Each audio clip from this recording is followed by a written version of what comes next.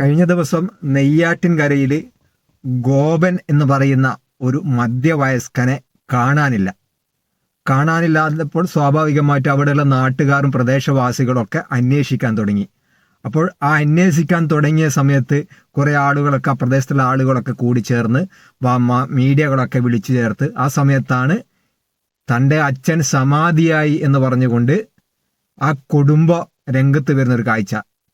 അതിനുശേഷം പോലീസായി, കേസായി, അന്വേഷണമായി, അത്തരം സംഭവ വികാസങ്ങളായി. ശേഷം സ്ക്രീനിൽ എന്ത് സംഭവിച്ചു എന്ന് നമുക്ക് കാണാം. പറയണായിരിക്കും എന്ന് വിചാരിച്ച് നമ്മുടെ അതും പറഞ്ഞില്ല. അപ്പം സമയമായപ്പോൾ ഒരു 10 മണിയായപ്പോൾ പറഞ്ഞ് മക്കളെ ഇനി സമാധിയാവണം, സമാധിക്ക് സമയമായി എന്ന് പറഞ്ഞ് അച്ഛൻ അവിടെ.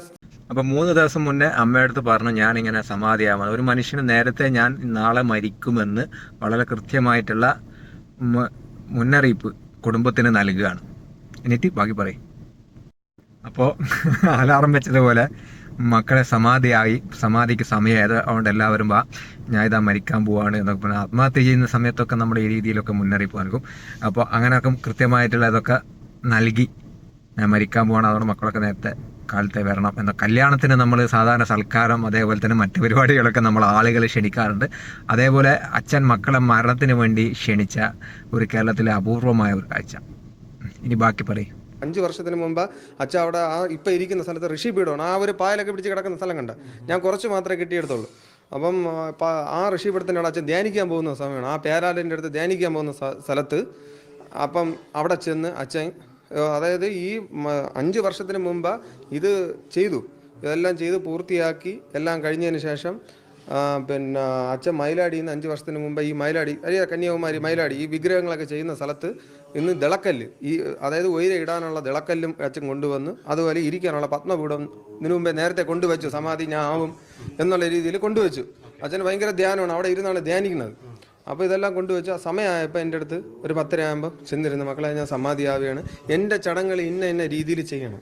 അപ്പം നമ്മൾ ഒരാൾ മനസ്സിലാക്കണം. അപ്പോൾ അച്ഛൻ ഇതൊക്കെ വളരെ കൃത്യമായിട്ട് മനസ്സിലാക്കാൻ പറ്റിയിട്ടുണ്ട്. മരിക്കാൻ പോകുന്ന പക്ഷേ ഷുഗറും അതോടൊപ്പം പിന്നെ ഇതൊക്കെ വന്നത്, കൊളസ്ട്രോൾ, പ്രഷർ ഇതൊക്കെ വന്നത് അറിഞ്ഞില്ല. പിന്നെ അതോടൊപ്പം തന്നെ ഭക്ഷണമൊക്കെ വേണം. ഈ ദൈവത്തിന് ഭക്ഷണമൊക്കെ കഴിച്ചു കഴിഞ്ഞാലും അത്ര പട്ടിണി കിടന്നാൽ വലിയ പ്രശ്നമാണ്. അപ്പോൾ ഇതൊന്നും അറിയാൻ പറ്റിയില്ല.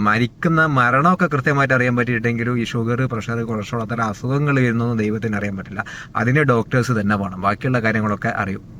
അപ്പം നമ്മൾ ഒരാൾ മരിച്ചു പോയി കഴിഞ്ഞാൽ, നമ്മളിപ്പോൾ ഒരാൾ മരിച്ചു പോയിട്ട് കൊണ്ട് ഇരുത്തി കഴിഞ്ഞാൽ അത് ആക്ക് വേണമെങ്കിലും കാണാം, എല്ലാം ചെയ്യാം.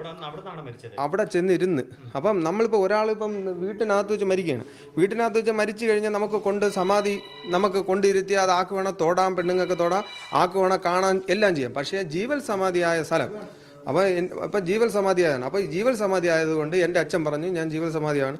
അപ്പം ഒരിക്കലും ഇതാരും, അതായത് ഈ സമാധിയാകുന്ന സമയം ആരും കാണാൻ പാടില്ല മക്കളെ, അതുകൊണ്ട് ആരും കാണല്ല. അപ്പോൾ അതുകൊണ്ട് നിങ്ങളൊരു കാര്യം ചെയ്യണം, പിന്നെ ഈ സമയം മുഹൂർത്തം തെറ്റിക്കാനും പാടില്ല. നിങ്ങൾ ഈ നമുക്ക് കൊണ്ടിരുത്തി അത് ആക്ക് വേണം തൊടാം. അപ്പം വീട്ടിനകത്ത് മരിക്കുകയാണെങ്കിൽ ആർക്ക് വേണം തൊടാം, എടുക്കാം, ഇതൊക്കെ ചെയ്യാൻ പറ്റും. പക്ഷേ ഒരു സ്ഥലത്ത് പോയി ഇരുന്നുകൊണ്ട് സമാധിയാകുമ്പോൾ പിന്നെ അങ്ങനെ തൊടാനും പിടിക്കാനും ആർക്കും കാണാനൊന്നും പറ്റില്ല. അപ്പോൾ ഇതേപോലെ ചോദ്യങ്ങളൊന്നും ഉണ്ടാവില്ലല്ലോ. അപ്പോൾ ഒരാൾ ഇനിയിപ്പോൾ നാളെ പിറ്റേന്ന് കൊന്നു തള്ളിക്കഴിഞ്ഞാലും ഇതേപോലെ സമാധിയായതാണ്, അപ്പോൾ ഒന്നും ചെയ്യാൻ പറ്റില്ല. അതുകൊണ്ട് കാണിക്കാൻ പറ്റാത്തതുകൊണ്ട് പോലീസുകാരും പിന്നെ ഉദ്യോഗസ്ഥന്മാരും ആരും ഇവിടെ അന്വേഷിച്ച് വരേണ്ടതില്ല. ഇടവലക്കാരും നാട്ടുകാരും ആരും വരേണ്ടതില്ല. ഇപ്പോൾ സ്വത്ത് തർക്കമായിട്ട് ബന്ധപ്പെട്ടൊക്കെ ആരെങ്കിലുമൊക്കെ ഇതേപോലെ കൊന്നു കഴിഞ്ഞാൽ സമാധിയായതാണ് എന്ന് പറയും. അതോടുകൂടി ഞങ്ങൾക്ക് സമാധാനവുമായി. സമാധിയായെന്ന് പറഞ്ഞു കഴിഞ്ഞാൽ പിന്നെ എല്ലാം തീർന്നു, അവിടെ ഫുൾ സ്റ്റോപ്പ്. പിന്നെ ഒരു ചോദ്യം ഉത്തരം ഒന്നുമില്ല. പാടില്ല മക്കളെ, അതുകൊണ്ട് ആരും കാണല്ല. അപ്പോൾ അതുകൊണ്ട് നിങ്ങളൊരു കാര്യം ചെയ്യണം, പിന്നെ ഈ സമയം മുഹൂർത്തം തെറ്റിക്കാനും പാടില്ല. നിങ്ങൾ ഈ മുഹൂർത്തം തെറ്റിക്കാൻ പാടില്ല. ഇന്ന ചടങ്ങുകൾ നിങ്ങൾ ചെയ്യണം. ഇതെല്ലാം ചടങ്ങെല്ലാം കഴിഞ്ഞിട്ട് നിങ്ങളെ അറിയിക്കണം പറഞ്ഞ്. നിങ്ങൾ എൻ്റെ ചടങ്ങെല്ലാം കഴിഞ്ഞപ്പോൾ അപ്പം ഇത് അച്ഛൻ അവിടെ ഇരുന്നു, പത്മാസനത്തിൽ ആ പീഠത്തിൽ അച്ഛൻ ഇരുന്നു. അവിടെ ഇരുന്നതിന് ശേഷം തൻ്റെ മൂലാധാരം, സ്വധിഷ്ഠാനം, എൻ്റെ അടുത്ത് എല്ലാം മൂലാധാരം എനിക്ക് അനുഗ്രഹം എന്താ, എൻ്റെ തലയിൽ അനുഗ്രഹിച്ച് അച്ഛൻ 2 കൈയും വെച്ച് അനുഗ്രഹിച്ചിട്ട് അവിടെ ഇരുന്ന് പ്രാണായാമം, മൂലാധാരം, സ്വാധിഷ്ഠാനം, മണിപൂര, അനാഗതം, വിശുദ്ധി, ആജ്ഞ, സഹസ്രതള, പത്മം. നമ്മൾ ഈ വിവാഹം അതേപോലെ മറ്റു കാര്യങ്ങളൊക്കെ നമ്മൾ മുഹൂർത്തം നോക്കാറുണ്ട്. അതേപോലെ മരണത്തിന് മുഹൂർത്തമുണ്ട് എന്ന് നമ്മളിപ്പോൾ മനസ്സിലായി. അപ്പോൾ അതുകൊണ്ട് തന്നെ ഈ സമയമൊന്നും തെറ്റിക്കാൻ പാടില്ല. സമയം തെറ്റിച്ച് കഴിഞ്ഞാൽ ആ മുഹൂർത്തത്തിന് തന്നെ മരണപ്പെടണം. അപ്പം മുഹൂർത്തത്തിന് മരണപ്പെടാൻ പിന്നെ നിങ്ങൾ നാട്ടുകാരെ മൊത്തം അറിയിച്ച് കഴിഞ്ഞാൽ ഈ മുഹൂർത്തത്തിനൊന്നും മരണപ്പെടാൻ സാധിക്കില്ല. അതുപോലെ വേറെ ആരും കാണാൻ പാടില്ല എന്നാണ്. അപ്പോൾ നമ്മളെ അതിന് ഇദ്ദേഹം ഈ ഒരു സ്വാമി ഈ നമ്മളെ ശ്രീനാരായണ ഗുരുവിനൊക്കെ പിന്നെ എടുത്ത് കൂട്ടിച്ചേർത്തിട്ടുണ്ട്. അങ്ങനെ വിശ്വാസവുമായി കൂട്ടിച്ചേർക്കണമല്ലോ. അപ്പോൾ ശ്രീനാരായണ ഗുരു അങ്ങനെയാണ് സമാധിയായത്. അതുകൊണ്ട് തന്നെ അങ്ങനെ സമാധിയാവുക, അതുകൊണ്ട് നാട്ടുകാരൊന്നും അറിയാൻ പറ്റില്ല. ഓക്കെ, നിങ്ങൾ ആ സമയത്ത് വളരെ സ്വസ്ഥമായിട്ട് ആരെയും ബുദ്ധിമുട്ടൊന്നും ഇല്ലാതെ സമാധിയാവാൻ സ്വന്തം അമ്മയെ പോലും പറ്റൂല, അമ്മയെ ആരും പറ്റൂല. കാരണം ഒരാളെ പറ്റുള്ളൂ, വേറെ ആരും പറ്റൂല. അപ്പോൾ അതുകൊണ്ട് തന്നെ തെളിവുകൾ വേറെ ഒരു കൊല്ലുമ്പോൾ മറ്റ് സാക്ഷികളാവുന്നതിനോ അല്ലെങ്കിൽ മാപ്പ് സാക്ഷികളാവുന്നതിനോ എന്താ സംഭവിച്ചത്, കൊന്നതാണോ അല്ലെങ്കിൽ മരണപ്പെട്ടാണോ അറ്റാക്കാണോ ഇതൊന്നും അറിയില്ല. ഓക്കെ, എന്നാൽ സമാധിയായി കതിഞ്ഞതിന് ശേഷം നമ്മൾ സ്വാഭാവികമായിട്ട് എൻ്റെ അച്ഛൻ സമാധിയായിട്ടുണ്ട്, നിങ്ങളൊക്കെ വരണം എന്ന് പറഞ്ഞുകൊണ്ട് സമാധിയായതിനു ശേഷം അറിയിപ്പിക്കാമല്ലോ. സ്വാഭാവികമായിട്ട് നാട്ടുകാരോടും ബന്ധപ്പെട്ട അയൽവാസികളോടൊക്കെ പറയാമല്ലോ, ഞങ്ങളെങ്ങനെ അച്ഛൻ ഇങ്ങനെ സമാധിയായിട്ടുണ്ട്, അതുകൊണ്ട് ഞങ്ങൾ എന്താക്കാൻ പോവാണ്, അടക്കാൻ വേണ്ടി പോവാണ് എന്നൊക്കെ വേണം. ഇപ്പോൾ നാട്ടുകാർക്കൊക്കെ കാണാനുള്ള, നിങ്ങളെ വിശ്വാസപരമായിട്ട് നാട്ടുകാർക്ക് ഈ മനുഷ്യനെ കാണാനുള്ള പിന്നെ പറ്റൂല എങ്കിലൊക്കെ അറ്റ്ലീസ്റ്റ് അറിയിക്കാലോ, ഒരു 10 പേരെങ്കിലും അറിയിക്കാലോ ഇങ്ങനെ ആൾ മരണപ്പെട്ടിട്ടുണ്ട് എന്നെങ്കിലും.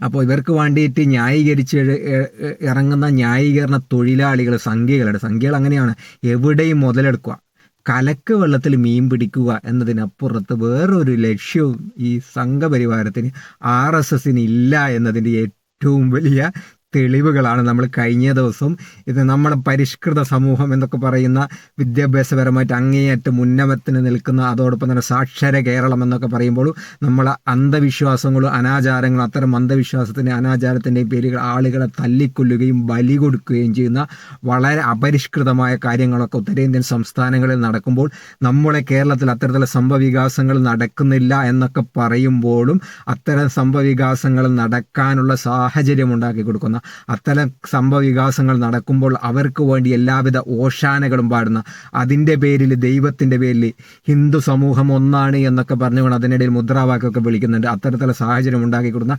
സംഘികളെയും നമ്മൾ തിരിച്ചറിയണമെന്നാണ് ഈ ഒരു അവസരത്തിൽ ഓർമ്മപ്പെടുത്താനുള്ളത്.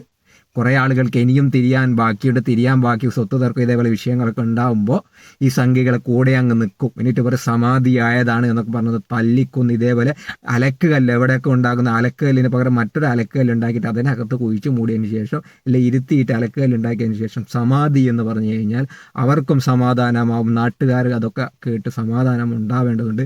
നിയമവ്യവസ്ഥയും ഭരണകൂടത്തിനും അതോടെ പോലീസ് സംവിധാനത്തിനൊക്കെ അതൊക്കെ ഒരു സമാധാനമാവുന്ന ഒരു അന്തരീക്ഷം അവരങ്ങ് ഉണ്ടാക്കും. ഈ പ്രാണായാമം ചെയ്ത് കുംഭകം ചെയ്ത് പ്രാണനെ ഓരോ അറകളിൽ നിറയ്ക്കും, ഓരോ ജീവകലകളിൽ നിറച്ച് പ്രാണനെ കൊണ്ടുവന്ന് അമൃത കലയിലെത്തി അവിടെ അങ്ങ് പ്രാണൻ നിൽക്കും. അപ്പം ഇങ്ങനെ വലിഞ്ഞു മുറുകി ദേഹമെല്ലാം നല്ല വലിയ ബ്രഹ്മം നോക്കി അച്ഛ അങ്ങ് 11:30 കറക്റ്റ് സമാധിയായി. അങ്ങനെ ആൾക്ക് കാണാൻ പാടില്ല. അതായത് ഈ ശ്രീനാരായണ ഗുരു സമാധിയായ സമയത്ത് എല്ലായിടവും ഫേമസ് ആണ്, ശ്രീനാരായണ ഗുരു സമാധിയായത് മഹാലിംഗ പ്രതിഷ്ഠ ചെയ്ത ആളുമാണ്. അപ്പം ഈ നാരായണ ഗുരുസ്വാമി പോലും തൻ്റെ സമാധി സമയത്ത് തൻ്റെ പ്രിയ ശിഷ്യൻ, ഒരു ശിഷ്യൻ മാത്രമേ പാടുള്ളൂ, തൻ്റെ ഒരു പ്രിയ ശിഷ്യനെ മാത്രം നിർത്തിയാണ് സമാധിയുടെ ചടങ്ങുകൾ നടത്തിയത്. അപ്പോൾ ഈ സമാധി എന്ന് പറഞ്ഞാൽ അതാണ് ജീവൽ സമാധി. ബാക്കിയുള്ള നമ്മൾ ഒരാളെ മരിച്ചു പോയി കൊണ്ടിരുത്തിയിട്ട് സമാധി ചടങ്ങുകൾ ചെയ്ത് കഴിഞ്ഞാൽ ആക്കുവാണോ കാണാൻ തുടങ്ങും, എന്തുകൊണ്ട് അപ്പോൾ ആർക്കും കാണാൻ പാടില്ല. അപ്പോൾ അങ്ങനെയൊക്കെയാണ്.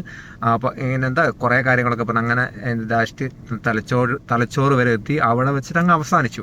അപ്പോൾ അതൊക്കെ വളരെ കൃത്യമായിട്ട് എത്ര മനോഹരമായ ആചാരങ്ങൾ അപ്പോൾ അങ്ങനെ സംഭവിച്ചു കഴിഞ്ഞു.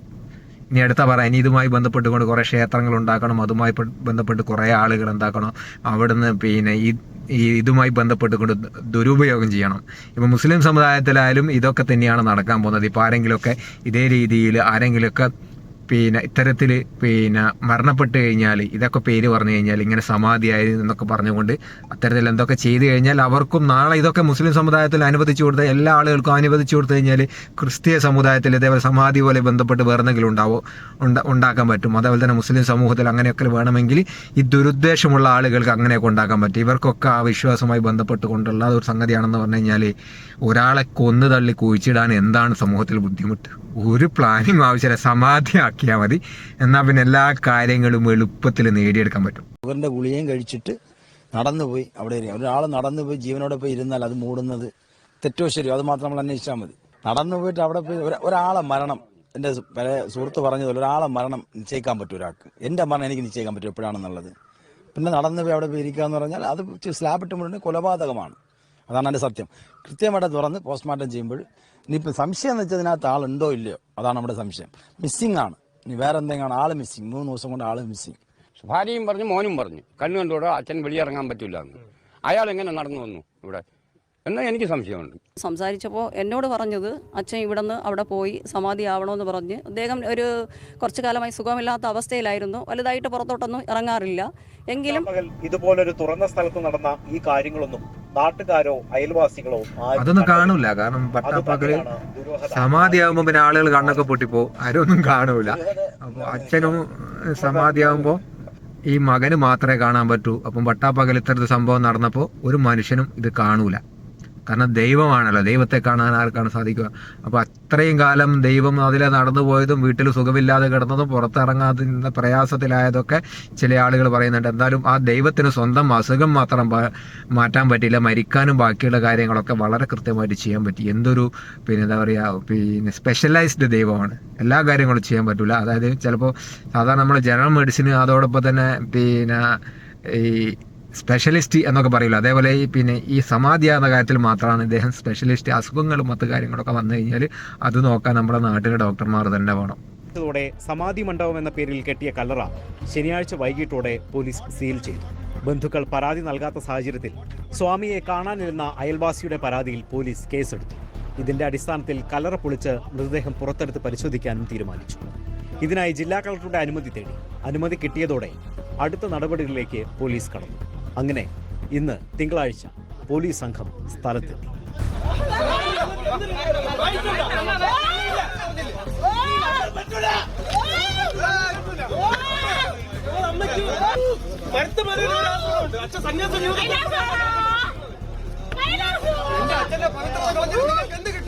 നമ്മളെ മൃത്യു കണ്ടിട്ടേ തൊടുള്ളൂ. ഞാൻ ആദ്യം മരിക്കും. എന്റെ മൃത്യുവായിരിക്കും നിങ്ങളെല്ലാം കാണാൻ പോണത്.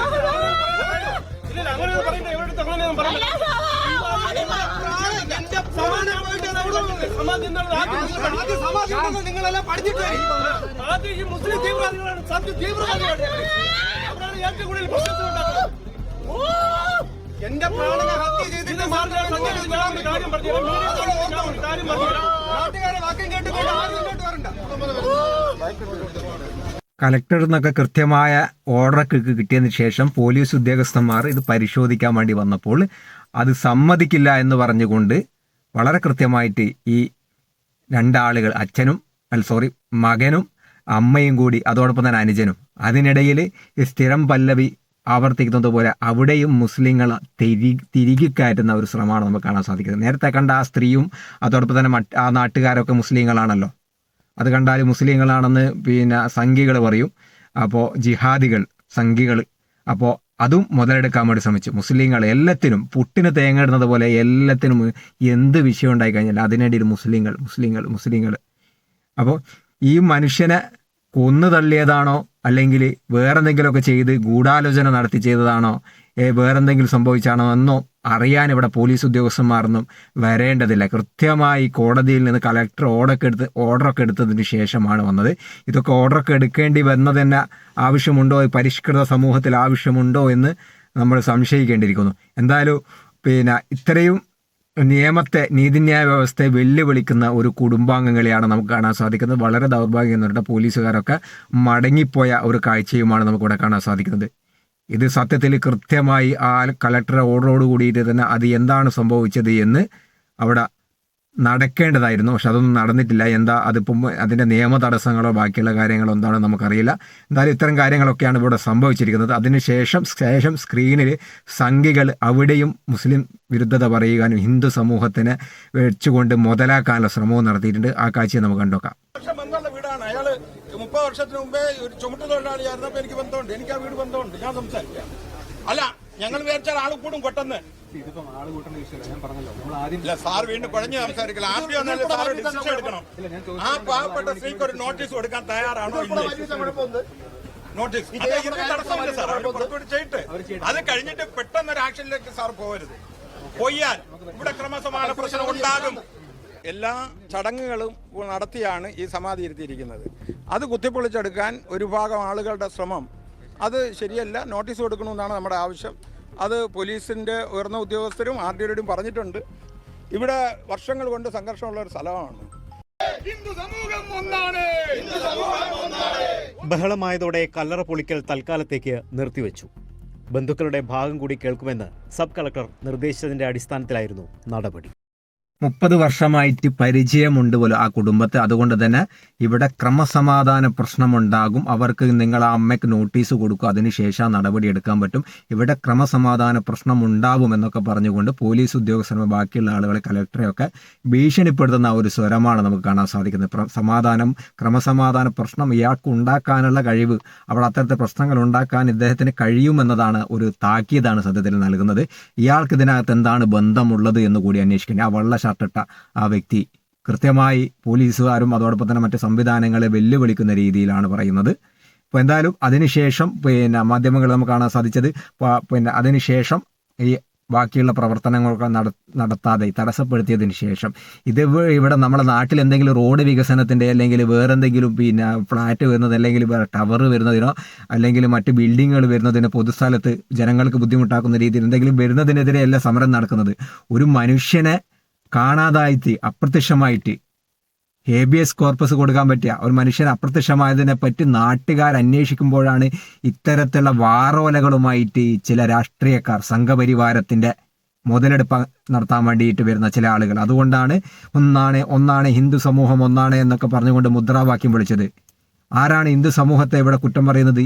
എന്തിനും പുട്ടിന് തേങ്ങുന്നത് പോലെ എല്ലാത്തിനും ഹിന്ദു സമൂഹത്തിന്റെ തലയിൽ വെച്ച് കെട്ടിക്കൊടുത്ത് ഹിന്ദു സമൂഹത്തെ മൊത്തം ഇങ്ങനെ എടുത്തുകൊണ്ട് മുസ്ലിം സമൂഹത്തെയും അതോടൊപ്പം ബാക്കിയുള്ള ആളുകൾ ഇത്തരത്തിൽ കൃത്യമായിട്ട് എന്തോ ഗൂഢാലോചന നടന്നിട്ടുണ്ട് എന്ന്, സമൂഹത്തിൽ എന്തോ അനീതി നടന്നിട്ടുണ്ട് എന്നൊക്കെ തിരിച്ചറിവോടുകൂടി ആളുകൾ പ്രവർത്തിക്കുമ്പോൾ ഒരു സമൂഹത്തെ ഒരു മതവിശ്വാസത്തിന്റെ പേരിൽ അതിനെ മുതലെടുത്തുകൊണ്ട് ഇത്തരം വിഷയങ്ങൾ ഇല്ലാതാക്കി കളയാമെന്നാണ് ഇവരെ പോലെയുള്ള ആളുകൾ ഉദ്ദേശിക്കുന്നത്. എന്തായാലും ഇതുമായി ബന്ധപ്പെട്ടുകൊണ്ടുള്ള വാർത്തകൾ എത്രത്തോളം ഇതിനകത്ത് ഗൂഢാലോചന നടന്നിട്ടുണ്ട്, അല്ലെങ്കിൽ ഇത് സമാധിയായതാണോ, ആ മനുഷ്യൻ അവിടെ മരണമടഞ്ഞതിന് ശേഷം കൊണ്ടുപോയി അടക്കം ചെയ്തതാണോ എന്നൊക്കെ നമുക്ക് കൂടുതൽ ഇനി വരാൻ പോകുന്ന ദിവസങ്ങളിലൂടെ കണ്ടറിയാൻ കഴിയുമെന്ന് തന്നെയാണ് ഈ ഒരു അവസരത്തിൽ പറയാനുള്ളത്.